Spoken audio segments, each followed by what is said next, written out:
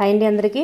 ఈరోజు మనం 29 section 1 and section 2 అలాగే ఫస్ట్న జరిగినటువంటి సెక్షన్ 1 సెక్షన్ 2 ఇవి 2024కి సంబంధించినటువంటి బిట్స్ అనేవి ఒకసారి చూసేద్దాం. మనం 100 బిట్స్ అండి. ఇందులో మెథడాలజీని మనం వేర్ చేసేసి 2024లో జరిగినటువంటి తెలుగుకు సంబంధించిన మెథడాలజీ అంతా ఒక వీడియో చేసుకుంటున్నాం. మెథడాలజీ అన్నీ ఒక దగ్గర అనమాట. ఇక్కడ ఫస్ట్ బిట్ మనం చూద్దాం. ఈ పద్యం చదవండి. పద్యం చదివినాక అది మీరు చేయడానికి అవుద్ది. ఎవరిని గూర్చి కీర్తించుతున్నది? ఈ పద్యం అనేది పై పద్యం అనేది ఎవరిని గూర్చి కీర్తించుతున్నది అంటే రాముని గురించి. అలాగే నెక్స్ట్, ఈ పద్యములో సంశయంలో మునిగినటువంటి భక్తుడు ఎవరు? గృహుడండి. Next one, paragraph. మనకి పద్యం నుంచి 2 బిట్లు, పారాగ్రాఫ్ నుంచి 2 బిట్లు తప్పనిసరిగా వస్తాయి. పారాగ్రాఫ్ను చూసుకుంటే, ఏ కావ్య సంప్రదాయాన్ని నన్నిచోడుడు కొత్తగా ప్రవేశపెట్టాడు? ఏ కావ్య సంప్రదాయాన్ని అంటే షష్ట్యంతములు. ఆప్షన్ 2 ఈజ్ రైట్ ఆన్సర్, షష్ట్యంతములు. నెక్స్ట్ వన్, నన్నిచోడుడి కన్నా ముందు కుమార సంభవం కావ్యాన్ని ఎంతమంది రాశారు? ఎంతమంది అంటే 2 రాశారంట. 2 రాశారు.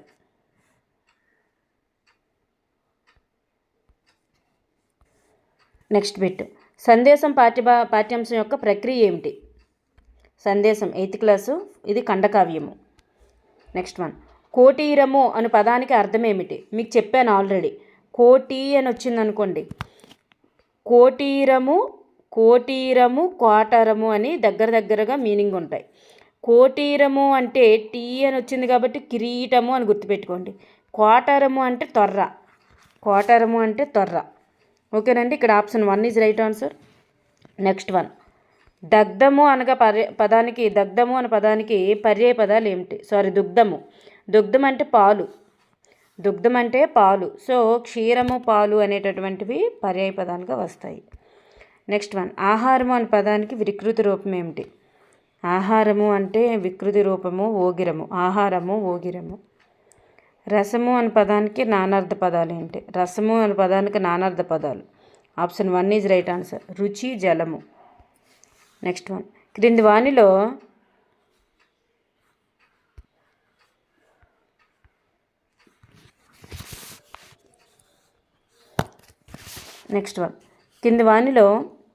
జాతీయం కానిది ఏది? జాతీయం కానిది ఏది? ఆనందమైన అనేటటువంటిది జాతీయం కాదు. నెక్స్ట్ వన్, ఊరంతటికి ఒకటే దుప్పటి. ఈ పొడుపు కథ యొక్క మీనింగ్ ఏంటి? అది ఆన్సర్ ఆకాశం. పుస్తకానికి అందమైన అట్ట వేశారు. ఈ వాక్యంలో ఉన్నటువంటి విశేషణం ఏమిటి? అందమైన అనేటటువంటిది విశేషణం అవుతుంది. నెక్స్ట్ వన్, పరుల కొరకు జీవించుము. ఈ వాక్యంలో ఉన్నటువంటి విభక్తి ఏమిటి? కొరకు. సో కొరకునికై ఏమవుతుందండి? చతుర్థి విభక్తి. Option 2 is right answer. గాయని అనేటటువంటి పదానికి పురుషవాచక పదం. వీటి నుంచి కూడా మనకు బిట్లు వస్తున్నాయి అన్నమాట. మహతీవాచకాలు లింగము అంటారు వాటిని. గాయకుడు, గాయని, గాయకుడు. నెక్స్ట్ వన్, ఫుల్ స్టాప్ అనేది దేనికి సంబంధించింది? విరామ చిహ్నం నుంచి బిట్ తప్పనిసరి అవుతుంది. విరామ చిహ్నం నుంచి. ఫుల్ స్టాప్ అంటే పూర్ణ విరామ చిహ్నము. మనకి ఎక్కువగా ఇగోండి, ఫుల్ స్టాప్ నుంచి, కామా నుంచి బిట్స్ వచ్చాయి, ఇంకేమీ రాలేదు. ఆశ్చర్యార్థకం నుంచి కూడా రాలేదు. క్రింది వానిలో నిత్య ఏకవచనం కానిది ఏది? నిత్య ఏకవచనం, నిత్య బహువచనం గురించి తప్పనిసరిగా బిట్ వస్తుందన్నమాట. పెసలు, ఇది నిత్య బహువచనం. మనకి 27 సెక్షన్ 2లో ఇచ్చారు, 28 సెక్షన్ 1లో కూడా ఇచ్చారు ఇదే బిట్. అంటే నిత్య బహువచనానికి సంబంధించి. క్రింది వానిలో ద్విత్వాక్షర పదం కానిది ఏది? కానిది అన్నారు. ద్విత్వాక్షరం అంటే ఒక హల్లు కింద అదే హల్లు రావడం. ఇది ఒక హల్లు కింద అదే హల్లు, ఇది ఒక హల్లు కింద అదే హల్లు. ఇది మాత్రం అవును. నెక్స్ట్, ఈ థర్డ్ అనేది కాదు, ఇది సంయుక్త అక్షరం. నెక్స్ట్ వన్, క్రింది వానిలో ఓష్ట్యాలు ఏమంటారు? ఉపు పద్మానం, ఓష్ట్యాన్ని వస్తుంది కదా, ఉపు అంటే పా. నెక్స్ట్ వన్, ఆహాహా పదంలోని సంధి ఏమిటి? ఆహాహా పదంలోని సంధి ఏమిటి? ఆహా ప్లస్ ఆహా ఆమ్రేడిత సంధి. ఒకేలాంటి పదాలు వస్తాయి అన్నమాట. ఆహా ప్లస్ ఆహా ఆమ్రేడిత సంధి. నెక్స్ట్ వన్, వసుధ ప్లస్ ఏక వసుదైక. వసుధ ప్లస్ ఏక వసుదైక, అది రుద్దు సంధి. అయ్యి వస్తుంది. నెక్స్ట్ వన్, రెండు దిక్కులు, రెండు సంఖ్యగల దిక్కులు, ద్విగు సమాసం. ద్విగు సమాసం నుంచి తప్పనిసరిగా బిట్ వస్తుంది, చూసుకోండి.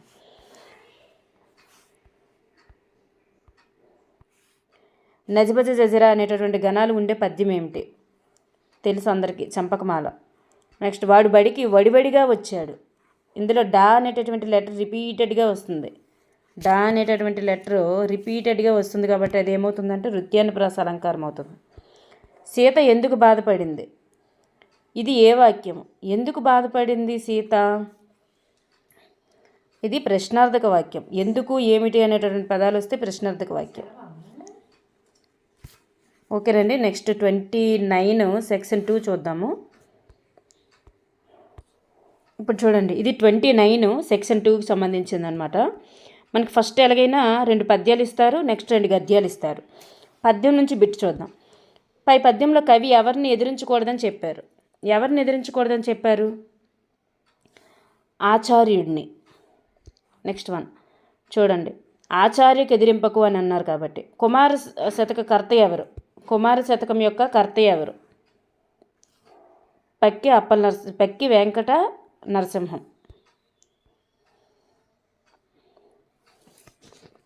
నెక్స్ట్ వన్, ఇక్కడ ఇది ఇచ్చారండి గద్యము. ఆ గద్యాన్ని చదివి ఆన్సర్ చేయాలి. మనం ఇప్పుడు చదివితే టైం వేస్ట్. సో వేమన పద్యాన్ని తెలుగులో నుండి ఆంగ్లంలోకి అనువదించిన వారు ఎవరు? ఇది మనకి సిపి బ్రౌన్ గురించి ఇచ్చారు చూడండి ఒక దగ్గర. అందులో కూడా సేమ్ ఇదే ఉంటుంది. వేమన పద్యాన్ని ఆయన అనువదించారు. అపరిచిత గద్యం అన్నారు కానీ పరిచిత గద్యం నుంచి ఇచ్చినట్లు ఉంది ఇక్కడ చూస్తే. 33ది మనకి ఇక్కడ ఆన్సరు సిపి బ్రౌన్ గారే. నెక్స్ట్ వన్, బావుట అంటే అర్థం ఏమిటి? బావుట ఎగరవేశారు అని అంటారండి. బావుట ఎగరవేశారని చెప్పుకుంటారు. దాని అర్థం ఏంటంటే జెండా. నెక్స్ట్ వన్, హితోక్తి శతకాన్ని రచించింది ఎవరు? చూడండి, శతకాల నుంచి మనకి ఇస్తున్నారు. శతకాన్ని రచించింది ఎవరు? కాకపోతే శతకకర్త కాలము. రెడిట్లో ఏదో ఒకటి ఇస్తున్నారు. శతకాన్ని రచించింది ఎవరు అనేసి ఇస్తున్నారు. Most of the Gaddala Samuel. హితోక్తి శతకం గద్దల సామ్యూల్. నెక్స్ట్ బిట్, ఎలిమి అనేటటువంటి పదానికి అర్థం ఏమిటి? ఎలిమి అనేటటువంటి పదానికి అర్థం ఏమిటి? సంతోషం. ఎలిమి అనే పదానికి అర్థం సంతోషం. దిటవు పదానికి యొక్క పర్యాయ పదాలు ఏమిటి? దిటవు పదం యొక్క పర్యాయ పదాలు ధైర్యము మరియు శక్తి. ధైర్యము మరియు శక్తి. నెక్స్ట్ వన్, వితం పదానికి ప్రకృతి రూపం ఏంటి? అంటే దేని యొక్క చూడండి, దేని యొక్క వికృతి వితం వస్తుంది. దేని యొక్క వికృతి వితం. విధం యొక్క వికృతి వితం. ఓకేనండి. నెక్స్ట్ వన్, చైతన్యం పదానికి నానార్థాలు ఏమిటి? చైతన్యం అనేటటువంటి పదానికి నానార్థాలు ఏమిటి? చైతన్యం పదానికి నానార్థాలు తెలివి మరియు ప్రాణము. తెలివి మరియు ప్రాణము. క్రింది పదాలలో జాతీయాన్ని గుర్తించండి. జాతీయాన్ని గుర్తించండి. తలలో నాలుక అనేది జాతీయం. పైన ఒక పలక, కింద ఒక పలక, పలకల నడుమ మిరుకలు గిలక.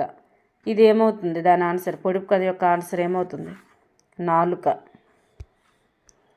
నెక్స్ట్ వన్, రాము ఎర్రని చొక్కా తొడుక్కున్నాడు. ఈ వాక్యంలో విశేషణం ఏమిటి? ఎర్రని అనేటటువంటిది విశేషణం అవుతుంది. గుణాన్ని తెలియజేస్తుంది కాబట్టి, రంగుని తెలియజేస్తుంది. రంగు, గుణము, స్థితి ఏవి తెలియజేసినా విశేషణమే. 43, విద్య చేత వర్ధిల్లుము. ఈ వాక్యంలో గల విభక్తి ఏమిటి? చేతం చేన్ తోడంతో తృతీయ తత్పురుష, తృతీయ విభక్తి. నెక్స్ట్ వన్, స్త్రీలను సంబోధించే పదాలను ఏమంటారు? ఓన్లీ కేవలం స్త్రీలను సంబోధించే పదాలని మహతీవాచకాలు అంటారు. నెక్స్ట్ వన్, కామా అనగా. చూడండి, ఏమి ఇస్తున్నారండి బిట్లు. తప్పనిసరిగా ఫుల్ స్టాప్ నుంచి కామా నుంచి బిట్ లేకుండా అసలు లేదండి. ఫుల్ స్టాప్ నుంచి కామా నుంచి ప్రతి సెక్షన్లో ఆ రెండింటి గురించి బిట్ తప్పనిసరి అవుతుందన్నమాట. స్వల్ప విరామ చిహ్నము. కామా అంటే స్వల్ప విరామ చిహ్నము. నెక్స్ట్ వన్, అందురు అనేటటువంటి పదం దేనికి చెందుతుంది? అందురులు దేనికి చెందుతుందండి? నిత్యేకవచనమా, నిత్య బహువచనమా? వీటి నుంచి కూడా తప్పనిసరిగా బిట్ తప్పనిసరిగా వస్తుంది. బహువచనం.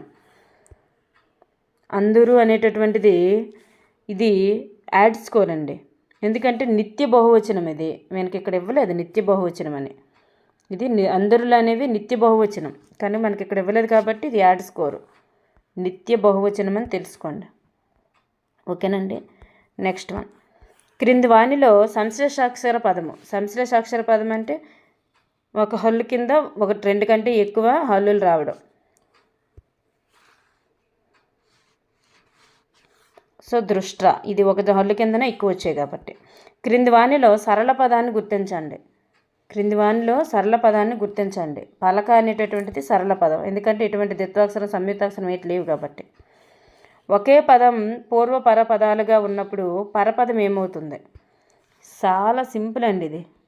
ఇక్కడ పరపదం ఏమవుతుందని అన్నారు. ఒకే పదం పూర్వపదం మరియు పరపదం రెండు ఒకటే వస్తుంది. మనకి ఆహాహా అని ఇచ్చారన్నాను కదా 27 సెక్షన్ 1లో ఆమ్రేడిత సంధి. సేమ్ ఇదే, మళ్ళీ ఆమ్రేడితమే. ఇక్కడ కూడా ఆమ్రేడితమే దీని ఆన్సర్ కూడా. నెక్స్ట్ వన్, ఆహాహా అంటే ఆహా ప్లస్ ఆహా అలా అనమాట. నెక్స్ట్, సకలైక్యం పదంలో ఉన్నటువంటి సంధి ఏమిటి? సకలైక్యం ఐ వచ్చింది అక్కడ. ఐ దేనిలో వస్తుంది మనకి? ఐ అనేటటువంటిది ఎక్కడ వస్తుంది మనకి? వృద్ధి సంధి. నెక్స్ట్ వన్, బాల్య క్రీడలు. వృద్ధి సంధి గురించి కూడా మనకి రిపీటెడ్గా బిట్లు వస్తున్నాయి. బాల్య క్రీడలు. బాల్య క్రీడలు అనేటటువంటిది ఏ సమాస పదము? సప్తమి తత్పురుష. బాల్యమునందు క్రీడలు. నెక్స్ట్ వన్, ఉత్పలమాల పద్య గణాలు ఏమిటి? భరణ బబరవ. నెక్స్ట్ వన్, పద్యంలో కానీ పద్యపాదంలో కానీ 1 లేదా అంతకంటే ఎక్కువ హల్లులు పునరావృతమైతే చూడండి. నృత్యానుప్రాస నుంచి ఇస్తున్నాడు, అంత్యానుప్రాస నుంచి ఇచ్చారు, అతిశయోక్త అలంకారం కూడా ఇచ్చారు. ఈ 3 మనకి రిపీటెడ్గా వచ్చాయి అన్నమాట. ఇక్కడ మనకి ఇచ్చింది నృత్యానుప్రాస. నృత్యానుప్రాస నుంచే మనకి 3 బిట్లు వచ్చాయి ఇంతవరకు. ఔరా సీతారాముల రథం ఎంత ముచ్చటగా ఉందో. ఇది ఏంటండి? ఇది ఆశ్చర్యార్థక వాక్యం. ఔరా అనేటటువంటిది ఆశ్చర్యాన్ని తెలియజేస్తుంది. నెక్స్ట్ వన్ చూద్దాం. ఇది మార్చి 1న జరిగినటువంటి సెక్షన్ 1 అండి. మనకు పద్యం నుంచి ఫస్ట్ బిట్ ఉంటుంది. పద్యంలో ఏ ఏరు గురించి ప్రస్తావించడం జరిగింది? ఏ ఏరు గురించి ప్రస్తావించడం జరిగింది? నాగులేరు. నాగులేటి అని ఇచ్చారు చూడండి, నాగులేరు. నెక్స్ట్ వన్, చిన్న చిన్న రాళ్ళు చిల్లర దేవుళ్ళు. ఇలా మనకు పద్యం ఇచ్చారు కండి. పై పద్యంలో ఏ ప్రాంతం గురించి కవి వర్ణించారు? ఏ ప్రాంతం గురించి కవి వర్ణించారు? పల్నాడు గురించి. పల్నాటి సీమ పల్లెటూరు అని చెప్పేసి ఇచ్చారు. నెక్స్ట్ వన్ చూద్దాం. మనకి గద్యం ఇచ్చేసి గద్యం నుంచి బిట్లు ఇస్తారు. గద్యం అంటే ఏదో ఒక పారాగ్రాఫ్ ఇచ్చి పారాగ్రాఫ్ నుంచి. వేమన పద్యాల్లో ఎక్కువగా వచ్చేటటువంటి ఛందస్సు ఏమిటి? వేమన పద్యాల్లో ఎక్కువగా వచ్చే ఛందస్సు ఆటవెలది. ఇందులో పద్యంలో ఇక్కడ ఉంటుందండి, ఇగోండి ఆటవెలదిలో పద్యాలు రచించారని ఉంది. నెక్స్ట్ వన్, తాడంకి వెంకట లక్ష్మీ నరసింహారావు గారు రచించినటువంటి గ్రంథం ఏమిటి? ఆయన రచించినటువంటి గ్రంథం ఏమిటి? వేమన పద్య రత్నావళి అనేటటువంటిది ఆయన రచించారు. ఇదిగోండి వేమన పద్య రత్నావళి అనేటటువంటిది తాడంకి వెంకట లక్ష్మీ నరసింహారావు గారు రచించారని. నెక్స్ట్ వన్, గాంధీ మహాత్ముడు బయలుదేరగా అనేటటువంటి గేయ రచయిత ఎవరు? గాంధీ మహాత్ముడు బయలుదేరగా 4th class first lesson Gurajada Venkata Apparao గారు. నెక్స్ట్ వన్, బుధులు అనే పదానికి అర్థం ఏమిటి? బుధులు అనే పదానికి అర్థం ఏమిటి? బుధులు అంటే పండితులు. బుధులు అంటే పండితులు. బుధుడా అంటే పండితుడా అని. కపి అనే పదానికి పర్యాయ పదాలు ఏమిటి? కపి అంటే తెలుసు మనకి, కోతి. కపి అంటే కోతి, కపిల అన్న కోతి. సో ఇక్కడ కోతి మరియు మర్కటము. నెక్స్ట్ వన్, రక్తం అనే పదానికి నానార్థాలు ఏమిటి? రక్తం అనే పదానికి నానార్థాలు ఏమిటి? రక్తం అంటే ఎరుపు మరియు రుధిరము. రుధిరము, ఎరుపు మరియు రుధిరము. Option 2 is right answer. Next one, అమావాస్య పదానికి వికృతి రూపం ఏమిటి? అమావాస. ఆప్షన్ 3 ఈజ్ రైట్ ఆన్సర్, అమావాస. నెక్స్ట్ వన్, ఇంట్లో ఏగల మోత బయట. ఇది ఒక సామెత కదండి, దాన్ని ఫిల్ చేయండి. ఇంట్లో ఏగల మోత బయట పల్లకీల మోత. Option 4 is right answer. Next one, చూస్తే చూపులు నవ్వితే నవ్వులు గుద్దితే గుద్దులు ఏమిటిది? ఇది ఒక పొడుపు కథకు సంబంధించింది answer. Option 4 is right answer. Sorry, option 3 is right answer అండి. అద్దం, అద్దం అంట, అద్దం. ఓకేనండి. నెక్స్ట్ వన్, ఆహా ఆ బంగారు లేడీ ఎంత బాగున్నది. ఈ వాక్యంలో ఉన్నటువంటి అవ్యయాన్ని గుర్తించండి. అవ్యయం నుంచి మనకి బిట్టు తప్పనిసరిగా వస్తుంది. ఇప్పటికీ ఎన్ని సెక్షన్లు చూసాము మనం? 7 సెక్షన్లు చూసాం. 7 సెక్షన్స్లో 4 సెక్షన్ల అవ్యయం నుంచి మనకి బిట్ వచ్చింది. 4 సెక్షన్స్లో మనకి అవ్యయం నుంచే మనకి బిట్ వచ్చింది.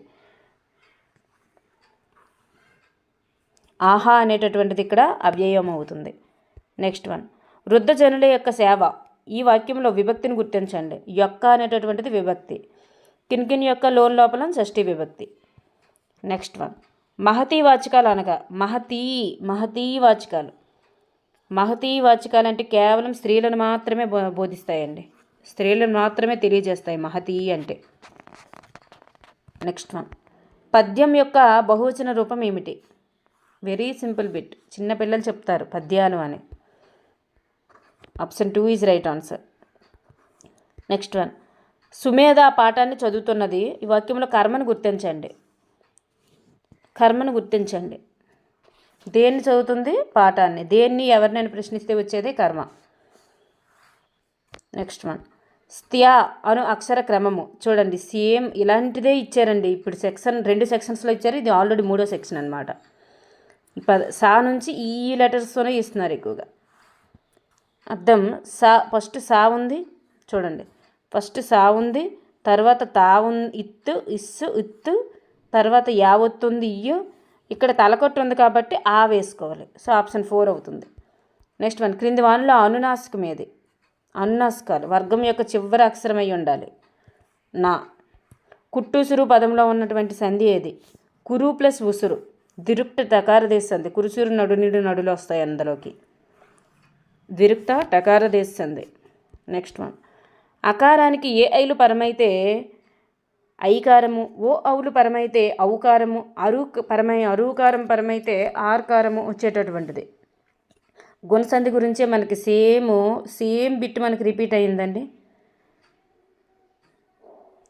సేమ్ బిట్ మనకి గుణసంధి గురించి రిపీట్ అయ్యింది. ఇక్కడ మనకు వచ్చింది మాత్రం ఐ అవులు వచ్చింది మనకి రుద్దు సంధి.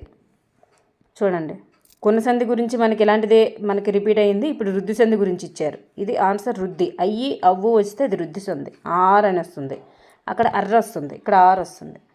నెక్స్ట్, అర్ధరాజ్యం. అర్ధరాజ్యం విగ్రహవాక్యాన్ని గుర్తించండి. రాజ్యం యొక్క అర్ధభాగము. నెక్స్ట్ వన్ చూడండి, ఇది చిహ్నము ఏ గణాన్ని తెలియజేస్తుంది? భగనము అయితే ఫస్ట్ది గురువు వస్తుంది, తర్వాత లఘువులు వస్తాయి, రెండు కూడా భగనము. నెక్స్ట్ వన్, నృత్యానుప్రాస అలంకారానికి ఉదాహరణ. నృత్యానుప్రాస అలంకారం ఇది 4వ బిట్. నృత్యానుప్రాస అలంకారం నుంచి మనకి బిట్లు వచ్చాయి ఎక్కువగా. నృత్యానుప్రాస, అంత్యానుప్రాస, అతిశయోక్త అలంకారం, ఈ 3 అలంకారాల నుంచే మనకి బిట్స్ వచ్చాయి ఇంతవరకు. 53 ఇది చూడండి, డూ డా డి సేమ్ అండి. ఇదే బిట్టు ఇది ఇక్కడ ఇచ్చారు, మనకు ఆన్సర్ అడిగారు. ఎక్కడొచ్చింది? 29 సెక్షన్ 2లో వచ్చింది, 1లో వచ్చింది అనమాట. అంతే, ఇంకేం లేదు. క్రింది వానిలో సకర్మక వాక్యం కానిది ఏది? సకర్మక వాక్యం కానిది అంటే కర్మ ఉండాలి, కర్మ ఉండే వాటిని సకర్మక వాక్యాలు అంటారు. సో సకర్మక వాక్యం కానిది ఏదంటే కర్మ ఉండకూడదు. దీన్ని బట్టి చూస్తే కర్మ లేని వాక్యం ఏది అని అడుగుతున్నారు ఇక్కడ మనకి. ఇక్కడ పక్షి కేరు అనిపించింది, దీంట్లో కర్మ అనేటటువంటిది లేదు. ఓకేనండి. నెక్స్ట్ వన్, ఇది March 1 అయినటువంటి సెక్షన్ 2 అండి. మనకి ఫస్ట్ మనకి పద్యం ఎలాగా ఇస్తారు. పద్యం నుంచి బిట్టు. గుణవంతుడిని దేంతో పోల్చారు? గుణవంతుడిని పెరుగుతో పోల్చారంట. నెక్స్ట్ వన్, భాస్కర శతకం యొక్క రచయిత ఎవరు? మారద వెంకయ్య. నెక్స్ట్ వన్, మార్పు ప్రకృతి స్వభావము, మానవుడి స్వభావం కూడా మార్పును కోరుతుంది. ఇలా మనకు ఒక గద్యం ఇచ్చారు. అయితే దేశాన్ని సామ్యవాద లౌకిక ప్రజాస్వామ్యానికి అంకితం చేసింది ఎవరు? దీని యొక్క ఆన్సరు స్వాతంత్ర్యాన్ని సాధించాలనేటటువంటి కోరిక. అంకితం చేసినది ఏది అంటే స్వాతంత్ర్యాన్ని సాధించాలన్నటువంటి కోరిక దేశాన్ని అలా అంకితం చేసిందనమాట. నెక్స్ట్ వన్, స్వాతంత్ర్యానంతరం అనేటటువంటి పదంలో సంధిని గుర్తించండి. ఇందులో ఉన్నటువంటి సంధి ఏమిటి? సవర్ణ దీర్ఘ సంధి ఉంది, స్వతంత్ర్య ప్లస్ అనంతరము అని, స్వాతంత్ర్యానంతరం. నెక్స్ట్ వన్, తెలుగు పువ్వులు శతకం. తెలుగు పువ్వులు శతకం, నార్ల చిరంజీవి. పంకం అనే పదానికి అర్థం, పంకం అంటే బురద, పంకం అంటే బురద. నెక్స్ట్ వన్, ఉదకం అనే పదానికి పర్యాయ పదాలు. ఉదకం అంటే నీరు, సో జలము నీరు. విద్యా పదానికి వికృతి, విద్య విద్యే. అలాగే నెక్స్ట్ విద్య, విద్య కూడా అవుతుంది. ఇందులో మనకి విద్య అని ఎక్కడ ఇవ్వలేదు, సో విద్య అని కూడా అవుతుంది. రెండు అవుతాయి అన్నమాట విద్యకి. నెక్స్ట్ వన్, జనని పదం యొక్క నానార్థాలు ఏమిటి? ఫస్ట్ది మనకి నానార్థం అడిగినప్పుడు ఫస్ట్ది మనకి మీనింగ్ వస్తుందని ఆల్రెడీ చెప్పాను మీకు. తల్లి వచ్చింది. అలాగే దయ, దయ అనేటటువంటిది కూడా అవుతుందన్నమాట. So option 2. నెక్స్ట్ వన్, ఆవలిస్తే పేగులు లెక్క పెట్టినట్లు అనేటటువంటిది అనగా దాని మీనింగ్ ఏంటి? ఇది ఒక సామెత మనకు తెలిసిందే. దాని మీనింగు విషయాన్ని త్వరగా గ్రహించడం అని, చాలా వేగంగా మనిషిని అర్థం చేసుకోవడం లేదా వేగంగా గ్రహించేయడం అని. నెక్స్ట్ వన్, వినేవాటికి కనేవాటికి బెత్తెడు దూరం. వినేవాటికి కనేవాటికి బెత్తెడు దూరం, దాని యొక్క ఆన్సర్ ఏంటి? చెవులు, కన్నులు. నెక్స్ట్ వన్, కవి ప్రతిభను ఔరా అని మెచ్చుకున్నారు. ఈ వాక్యంలో అవ్యయము ఏమిటి? ఈ వాక్యంలో అవ్యయము ఏమిటి? చూడండి, అవ్యయం నుంచి బిట్ అనేది చాలా ఎక్కువగా వస్తుంది, చాలా ఎక్కువగా వస్తుంది. మీరు చాలా తెలుసుకోవాల్సిన విషయం అనమాట అది. ఔరా అనేటటువంటిది అవ్యయము. నెక్స్ట్ వన్, వృక్షము. చూడండి, ఫస్ట్ ఉంటుంది కదా, ఈ ఆశ్చర్యార్థకానికి ముందున్నదే అవ్యయం ఎక్కువగా వస్తుంది, ఆశ్చర్యార్థకంకు ముందున్నది. నెక్స్ట్ వన్, వృక్షము అవనిని రక్షించును. ఆ అవనిని అనేటటువంటిది ఏ విభక్తి? అందులో నీ అనేటటువంటిది ఉంది. నీ అంటే నిన్ను, నిన్ను అనేటటువంటిది ఉంది. కిన్ను, నున్ను, నన్ను, ఇవి ఏమొస్తుందండి? నిన్ను, నన్ను, లన్ను, కూర్చి, గురించి.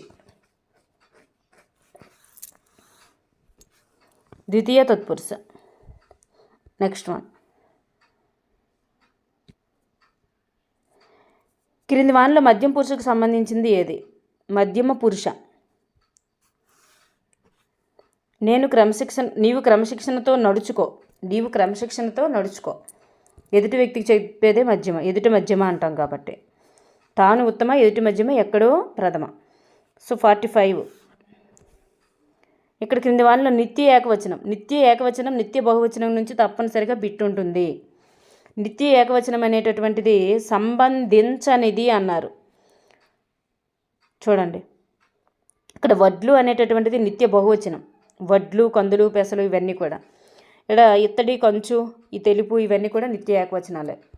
నెక్స్ట్ వన్, బాలకృష్ణ దినపత్రికను చదువుతున్నాడు. ఇందులో గీత గీసిన పదం అనేది దేన్ని చెందుతుంది? దేన్ని చెందుతుందండి? కర్త. నెక్స్ట్ వన్, క్రింది వానిలో సంయుక్తాక్షరం లేని పదం ఏమిటి? సంయుక్తాక్షరం అనేటటువంటిది లేని పదం ఏమిటి? ముద్ద అనేటటువంటిది దాంట్లో ఇది ద్విత్వాక్షరం కాబట్టి. నెక్స్ట్ వన్, క్రింది వానిలో అంతస్థాక్షరాన్ని గుర్తించండి. అంతస్థము. అంతస్థాలను ఏమంటారు? యా, రా, లా, వా, వాటిని అంటారు కదండి అంతస్థాలని. సో ఇక్కడ అంతస్థం ఏమవుతుంది? యా అవుతుంది. Next one, కట్టెదుట. కట్టెదుట పదాన్ని విడదీయండి. కడాదులు వస్తాయండి ఇక్కడ. కడా ప్లస్ ఎదుట, కట్టెదుట అవుతుందన్నమాట. కడా ప్లస్ కడు ప్లస్ ఎదుట అండి, కడా కాదు, కడు ప్లస్ ఎదుట. కడు ప్లస్ ఎదుట అనేది కట్టెదుట అవుతుంది. కడు ప్లస్ ఎదుట ఆప్షన్ అనేది మనకు కన్ఫ్యూజ్ పెట్టేలాగే ఉంది. కడు ప్లస్ ఎదుట అనేది కట్టెదుట వస్తుంది. గజేంద్రుడు పదంలోని సంధి ఏమిటి? గజేంద్రుడు, గజ ప్లస్ ఇంద్రుడు. గజేంద్రుడు గుణసంధి. గుణసంధి నుంచి రుద్ధిసంధి నుంచి బిట్లు వచ్చాయి, సవర్ణ దీర్ఘ సంధి కూడా. నెక్స్ట్, పదధ్వనులు అనేటటువంటి విగ్రహవాక్యం ఏమిటి? పదధ్వనులు యొక్క విగ్రహవాక్యం ఏమిటి? పదములందు ధ్వనులు. పదములందు ధ్వనులు. సారీ అండి, పదముల యొక్క ధ్వనులు. పదముల యొక్క ధ్వనులు. పదధ్వనులు అంటే పదముల యొక్క ధ్వనులు. నెక్స్ట్ వన్ చిహ్నము అనేటటువంటిది ఇదిగోండి, ఇది లఘువు లఘువు గురువు దేన్ని చెందుతుంది? లఘువు లఘువు గురువు అంత్య గురువు. ఆది గురువు అయితే భగనము, అంత్య గురువు అయితే సగనము. నెక్స్ట్ వన్ విష్ణు, రోచిష్ణు, చిష్ణు, సహిష్ణు, ష్ణు. అలా చూడండి, మనకి ఎక్కువ వృత్యానుప్రాస నుంచి బిట్లు వచ్చేస్తున్నాయి. ఇది వృత్యానుప్రాస. ష్ణు అనేటటువంటిది రిపీటెడ్గా వచ్చేసింది కాబట్టి ఇది వృత్యానుప్రాసే. నెక్స్ట్ వన్ సిగ్గుపడుతూ నా ముందు నిలబడొద్దు. ఇది ఏ వాక్యం? సిగ్గుపడుతూ నా ముందు నిలబడొద్దు అనేటటువంటిదే. వద్దు, కాదు, కూడదు ఇది నిషేధార్థక వాక్యం. ఓకేనండి, thank you everyone. 100 bits completed.